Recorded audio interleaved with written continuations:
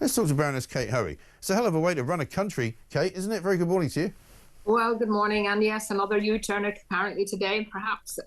No, I just laughed when I heard that bit about that it was the message. You know, they weren't communicating properly. I mean, Yeah. How do you communicate better that you're going to get rid of the pensioners' winter fuel? You know, it is nonsense. And I think the more we're seeing of him, particularly the more we're seeing of him abroad, because that seems to be where he wants to spend a lot of his time. Yeah.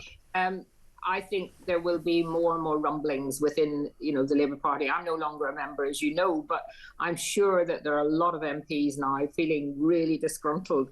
And I'm not sure changing a leader will do much good, but I think it might make a lot of the MPs feel that there was something happening that was going to make a difference to their election result. Well, exactly right, because there's a kind of relentlessness about the mistakes, isn't there? They keep making them, and every chance they get to do something right, they sort of somehow manage to screw it up. They somehow manage to get it wrong. I don't know who's advising them. People told me that Morgan McSweeney was this kind of, genius in Downing Street. And if he's the guy in charge, I don't think he's really a genius, do you? Well, there's certainly been a huge number of really... I'm sure someone like Alistair Campbell is probably tearing his hair out, although he wouldn't actually say so. But there's no doubt about it. They haven't got people around them who seem to be able to relate to what the public's thinking.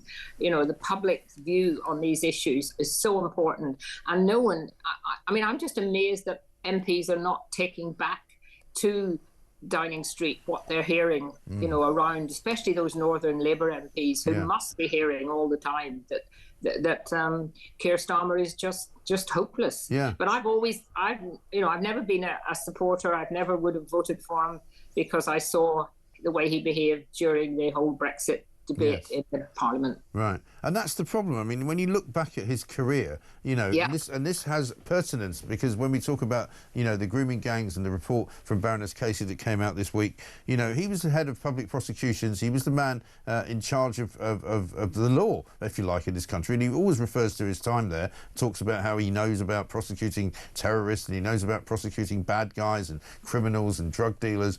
And he also talks about how he did prosecute, which he did, some of these rape gangs, but he prosecuted a lot fewer than his successor did because the numbers of prosecutions suddenly jumped when he left the office of the Director of Public Prosecutions. And so at the end of the day, his sort of background and his character and his history feeds into everything about how he now operates, because he seems to be a man, we're told, who doesn't really take advice very well. He likes to read lots of legal documents and lots of supposedly professional articles and trade magazines and all that sorts of things, and then sort of come to a conclusion, but almost without thinking, how will people see this conclusion and how will people relate to it if I say this?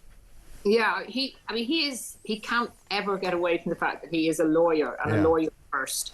And of course, when you look back at the whole issue of what he did in the Crown Prosecution Service, more and more seems to be coming out about how he didn't actually do as much as he could, certainly, to prosecute the gangs. And that's what is interesting, that he said so little even about the Casey report, because he should know more about it than almost anyone else, having been involved at very, very early stages. Yeah. So he may be waiting till he comes back. I presume he's back today. Now, whether he will be, asked then, I just hope.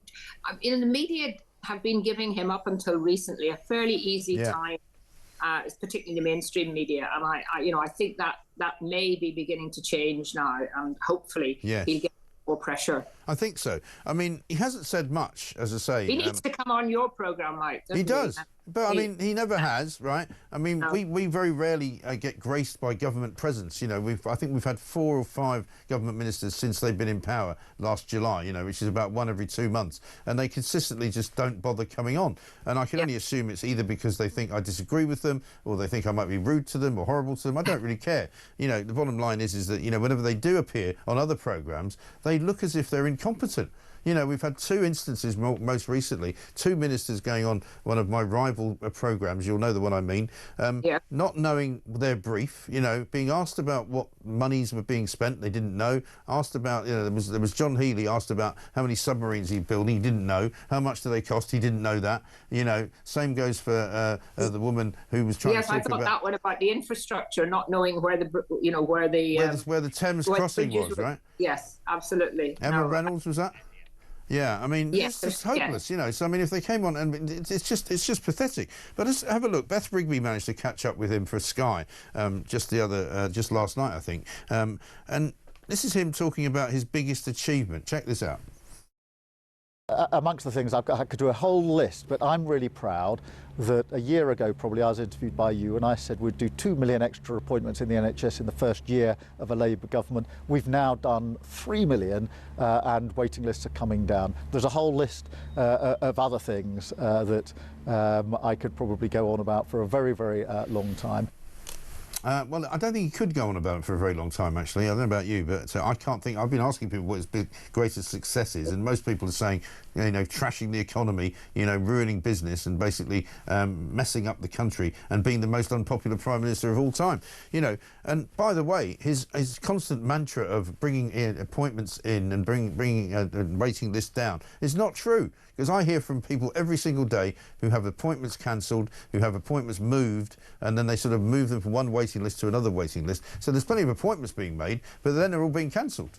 Yes, no, I think you're right, and this again would be being fed back to him, or should be being by local MPs. But I mean, his biggest issue, I think, at the moment, apart from, you know, obviously what's happening in Iran and how that might affect us, but is immigration. And you know, you cannot find anyone now who is saying even the things that were being said a year ago about, you know, all these you know, poor asylum seekers coming in by boat and we must be nice to them. I mean, it really is getting to a stage where it is a national emergency. And I don't know what more he's going to do, but this idea that they're going to sort of get the French to do more when we're paying him all this money. But of course, Macron's coming to visit, you see, and they'll have to have something big to announce when Macron comes. But whether it actually will work or make any difference, the only way we're going to stop the boats is to make it very clear that anyone who comes in on those boats who is not there, who is not here legally, will be deported and sent back. And France has to agree to take people back. Yes, but they seem to have only agreed when they were together in Canada in the last couple of days that if the crisis is actually getting worse. That seems to be the only agreement they've made. They've sort of agreed that it's all going down the gurgler and they don't really know what to do about it.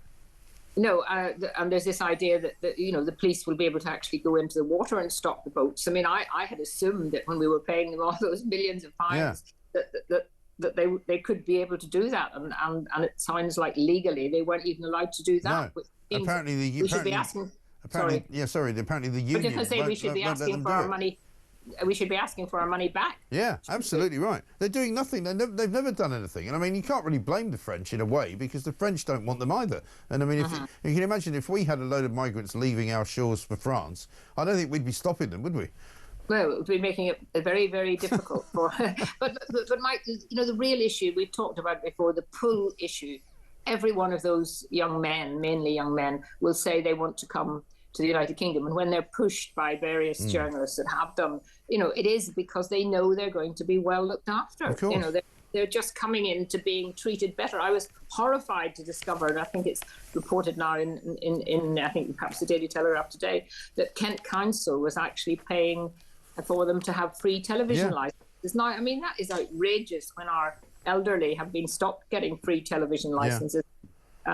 It's just shocking. And down in Folkestone, and we know this because we covered the story a few months ago, they're getting free driving lessons, and they're getting access to taking driving tests, which of course, if you have got a teenage son or daughter, which many people tell me about, and I've had the problem as well, you can't get a test. You have to wait. You have to wait months and months and months and hope for a cancellation. But these guys are getting sort of fast-tracked, and that's where I think people in Britain have decided they've had enough, because, you know, we're a pretty tolerant race, by and large, in this country, and we will put up with an awful lot. But when it looks as though people are coming to this country and getting advantages that we can't have, and ordinary people are struggling with their weekly shopping bills, their electricity bills, you know, everything's going up in price, and yet here are these people coming into the country and getting handed stuff for free.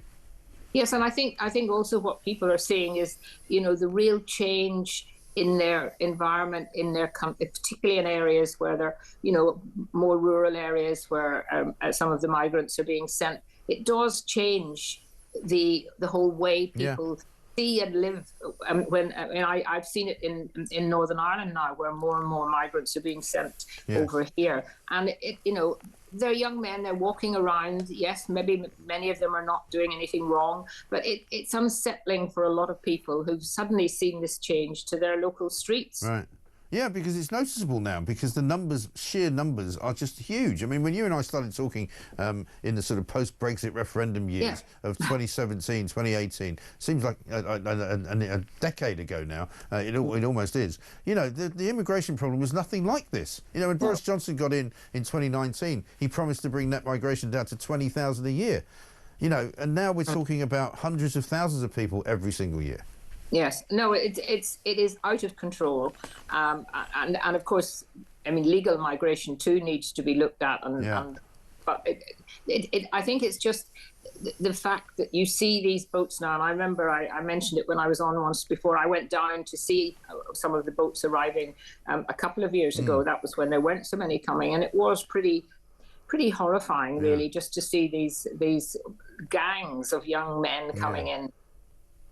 Yeah, because they are, intimidating. And if you're standing on the street corner and there are gangs of young men walking around or hanging about, regardless of whether they're not doing anything wrong technically, they are changing the facade of the nation. And people have just had enough. And this morning, we see in the Telegraph, foreign nationals are responsible for what looks like about a third of sex attacks on women in the last year alone. And that is not surprising in one way, in that so many of them are coming from countries where women were not treated in any way with respect or with equality. And so they come here and they don't have our, it sounds awfully glib these days, but they don't have our values. They don't have our attitudes to women that we take for granted, and therefore they're bound to be in a situation where there's groups of them hanging around. Certainly it makes a lot of young women and women generally feel fearful, whether they're talking to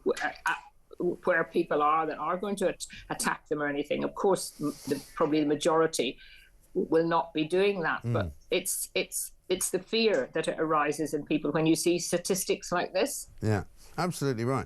Kate, great to see you back. Thank you very much indeed. Baroness Kate Hoey will talk some more very soon. Independent peer and former Labour MP.